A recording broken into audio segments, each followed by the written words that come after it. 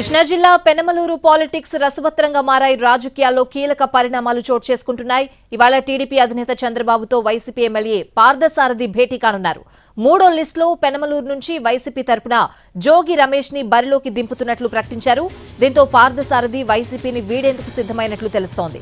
టీడీపీలో చేరితే ఏ సీటు కేటాయిస్తారనేది ఇప్పుడు ఉత్కంఠగా మారింది. పార్థసారథిని బుజ్జగించేందుకు వైసీపీ అధిష్టానం చేసిన ప్రయత్నాలు విఫలమయ్యాయి. వైసీపీలో కొనసాగలేనని అనుచరులతో చెప్పుకున్నారు. ఇప్పటికే హైకమాండ్తో 3 దఫాలుగా పార్థసారథి సమావేశమయ్యారు. ఆ తర్వాత సీఎంఓకి వెళ్లి జగన్ను కలిసిన తర్వాత కూడా తన నిర్ణయం మార్చుకోలేనని తేల్చి చెప్పారు పార్థసారథి. అయితే టీడీపీలో చేరితే నూజివీడు నుంచి బరిలోకి దిగుతారనే చర్చ నడుస్తోంది. మరోవైపు ఆయన మాత్రం పెనమలూరు నుంచే పోటీ చేస్తానని చెప్తున్నట్లు ప్రచారం జరుగుతోంది.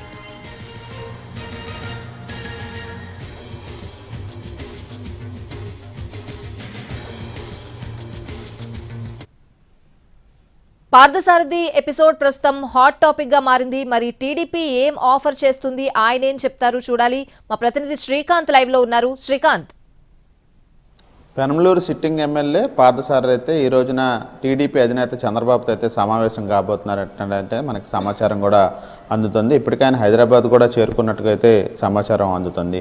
పెనమలూరు సీట్ నుంచే తిరిగి టీడీపీ నుంచి పోటీ చేస్తానని చెప్పి ఆయన వర్గం మొత్తానికి కూడా పార్థసారథి ఇప్పటికే క్లారిటీ కూడా ఇచ్చిన నేపథ్యంలో ఆయనకి పెనమలూరు సీటును కేటాయిస్తారా లేకపోతే నూజివీడు నుంచి బరిలోకి దింపుతారా అనేది అయితే ప్రస్తుతం పార్టీలో చర్చనీయాంశంగా మారింది. ఎందుకంటే పెనమలూరులో మాజీ ఎమ్మెల్యే బోడే ప్రసాద్ అయితే అక్కడ నుంచి మరోసారి పోటీ చేయడానికైతే ఆయన ఆశావహుల లిస్టులో ఉన్నారు. ఇప్పటికే గత 5 ఏళ్ల నుంచి కూడా ఆయన పార్టీ తరపున కార్యక్రమాలు కూడా నిర్వహిస్తున్న నేపథ్యంలో వచ్చే ఎన్నికల్లో తనకు ఖచ్చితంగా సీటు ఉంటుంది, సారథి నూజివీడు నుండి పోటీ చేస్తారనేది పెనమలూరులో బోడే ప్రసాద్ వర్గం అయితే చెప్తున్న నేపథ్యంలో పార్థసారథి మాత్రం ఖచ్చితంగా తొలి ప్రాధాన్యత పెనమలూరుకే ఇస్తాను, పెనమలూరు నుంచే పోటీ చేస్తానని తన కేడర్ కూడా చెప్పారు. ఈ రోజున చంద్రబాబుతో సమావేశం అయ్యి పెనమలూరు సీటుకు సంబంధించి స్పష్టమైన హామీ తీసుకునే దిశగా కూడా చర్చలో అయితే మాట్లాడతానని కూడా తన కేడర్ కూడా చెప్పినట్టుగైతే మనకి తెలుస్తోంది. అయితే నూజివీడు నుంచి బరిలోకి దిగడానికి కూడా కొన్ని అవకాశాలు ఉన్నట్టుగైతే మనకు తెలుస్తుంది. ఎందుకంటే పెనమలూరు సీటుకు సంబంధించి